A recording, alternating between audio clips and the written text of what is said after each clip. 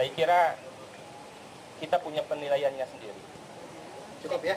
Terima kasih. Terakhir Kiai Isom, apa yang membedakan antara sikap keagamaan atau fatwa dengan keputusan hakim? Mana yang harus ditaati? Yang harus ditaati adalah keputusan hakim karena negara Republik Indonesia ini berdasarkan konstitusi bukan berdasarkan fatwa. Fatwa hanya pedoman keagamaan yang tidak mengikat.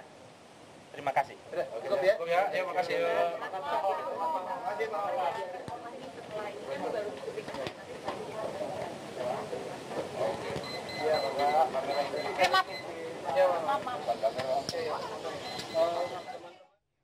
Ya, Pak Iksan langsung saja, mungkin singkat saja bagaimana komentarnya terkait dengan keterangan. Ya, sebagaimana yang saya sampaikan di awal bahwa ini paradoks dengan kesaksian yang disampaikan terdahulu oleh Wakil Ketua Rais Am PBNU, yaitu Kiai Miftahul Ahyar. Ya. Jadi saya kira sebaiknya ya ada hukum organisasi ya yang akan bagaimana ditegakkan, karena memang bagian dari hidup ini kan ada aturannya. Jadi kalau toh seorang di dalam organisasi dia bertindak tidak mengikuti ketentuan, ya tentu saja saya kira juga ada sanksi dari Sedikit menyinggung lembaga. fatwa tadi, menurut Anda seperti apa? Sudah sangat jelas, yang namanya fatwa itu adalah sumber daripada hukum positif, ya toh.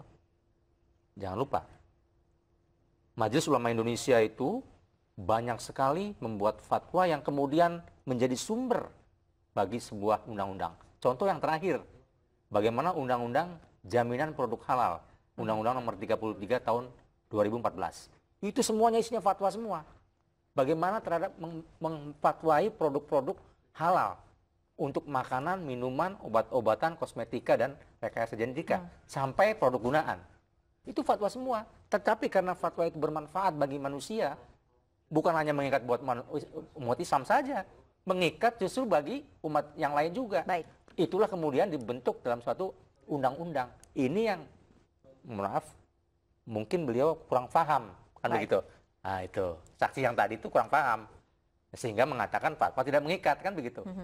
Baik, itu komentar Anda. Ya. Terima kasih sudah hadir di Special Report pada sore hari ini. Mas Parji juga terima kasih sudah hadir di sini. Kita tunggu saksi siapa lagi yang akan hadir di persidangan pada minggu depan. Dan pemirsa, demikian perbincangan kita dalam Special Report pada sore hari ini. Namun jangan kemana-mana, Special Report masih akan kembali dengan informasi lainnya saat lagi. Sebelum kita ada istilah pribumi,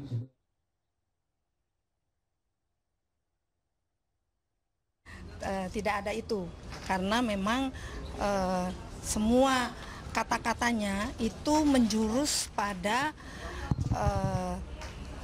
keberlanjutan program budidaya ikan. Jadi dalam pidato itu pembicara meyakinkan hadirin bahwa proyek budidaya ikan itu akan terselenggara apapun yang terjadi. Dia memberikan contoh bahwa walaupun gubernurnya bukan dia lagi, tetap akan berjalan, dan karena dia masih menjabat sampai Oktober 2017, mungkin akan panen bersama. Hanya itu. Dia tidak memusuhi apapun, tidak menjelekkan apapun. Unsur-unsur yang Ibu terapkan dari mana saja Bu analisanya Bu? Dari teks yang diberikan kepada saya, itu kalau dilihat intinya adalah mengenai proyek budidaya ikan. Sedangkan kata-kata yang selama ini di surat kabar atau di televisi itu menjadi perdebatan bahwa itu menodai dan sebagainya, itu hanya bagian dari cerita pengalaman dia. Jadi itu juga berdasarkan fakta bahwa itu pernah terjadi. Jadi dia tidak ada maksud mau menodai atau menjelekkan.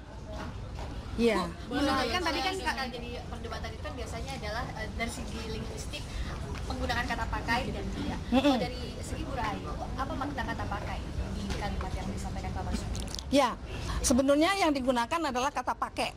Karena gubernur menggunakan bahasa Indonesia dialek Betawi, jadi dia menggunakan kata pakai. Kalau kita lihat artinya itu sama dengan kalau dalam bahasa Indonesia baku menggunakan atau memakai. Artinya itu. Jadi kalau kita membuat analisis kalimat dibohongin pakai surat Al-Maidah, itu kita melihat bahwa ada subjek, dalam hal ini adalah Bapak Ibu yang sudah disebut sebelumnya. Jadi di dalam kalimat itu malah tidak ada. Subjeknya adalah Bapak Ibu, merupakan subjek yang dikenai tindakan. Predikatnya dibohongin. Pakai surat Al-Maidah adalah keterangan alat. Itu ada di dalam tata bahasa. Sementara itu pelengkap pelakunya tidak disebutkan. Kita tidak tahu siapa pelaku yang membohongi kan? Kita hanya tahu subjek yang dikenai tindakan, kita tahu tindakannya, kita tahu alat yang digunakan, tapi pelakunya tidak tahu. Bu, jika dibandingkan dengan saksi bahasa ahli bahasa dari JPU kan mengatakan bahwa kata pakai itu sebenarnya ada atau tidak, itu tidak berpengaruh banyak. Menurut Ibu seperti apa Bu pandangan Ibu sebagai ahli? Oh, berpengaruh besar, karena kalau saya mengatakan dibohongi surat Al-Maidah, berarti surat Al-Maidahnya yang bohong, dan itu tidak mungkin. Itu kan ayat di kitab suci ya, Al-Quran, masa membohongi, nggak bisa gitu.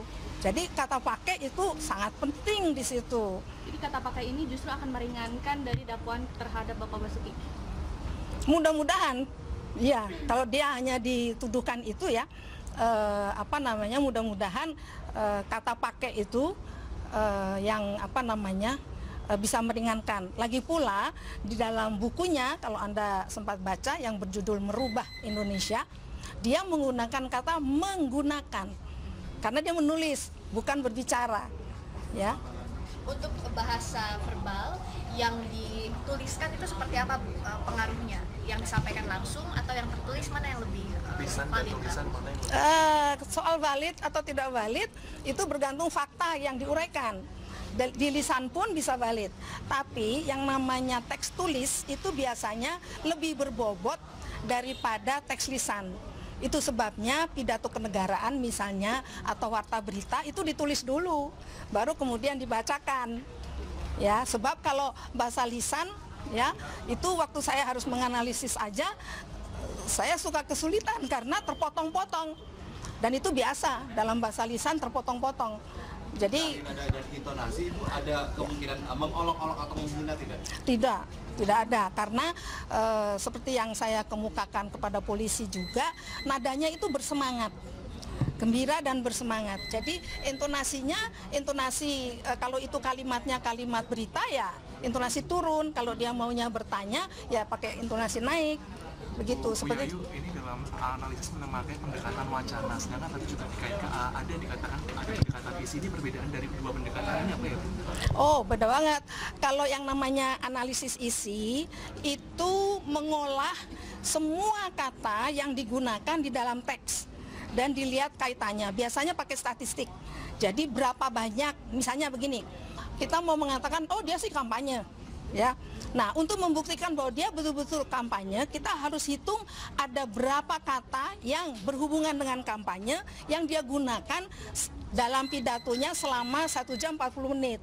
Kalau kurang dari 10% atau bahkan dari 1%, ya bukan gitu. Biasanya analisis isi itu kan digunakan untuk media. Ya, pemirsa, kami masih bersama dengan Pak Ihsan Abdullah dan juga Mas Suparji Ahmad di sini. Pak Ihsan, kalau misalnya tadi kita dengarkan kesaksian dari ahli bahasa ini, menurut Anda seperti apa? Ini kata pakai masih diperdebatkan. Saya tidak tertarik dengan kata pakai tidak pakai, Okay. Karena dalam ahli bahasa yang lalu sudah dijelaskan esensi dari penggunaan kata pakai atau tidak pakai. Tapi yang tertarik tadi, yang menarik kita semua adalah mengenai saksi berharap. Oke. Jadi jangan-jangan ini saksi berharap namanya, bukan saksi linguistik. Karena saksi automatically saksi ahli itu memberikan keterangan ya untuk memberikan panduan atau kejelasan untuk pertimbangan majelis hakim. Dan itu pun tergantung penilaiannya. Tetapi kalau saksi berharap ya, artinya sama dengan saksi itu sudah mempunyai empati kepada terdakwa. Tidak independen Dan ini gitu sudah menurut tidak Anda? independen dan ini tidak dibenarkan dalam KUHP. Ingat bahwa Pak ahli pidana tadi sudah menyampaikan bahwa yang namanya saksi ahli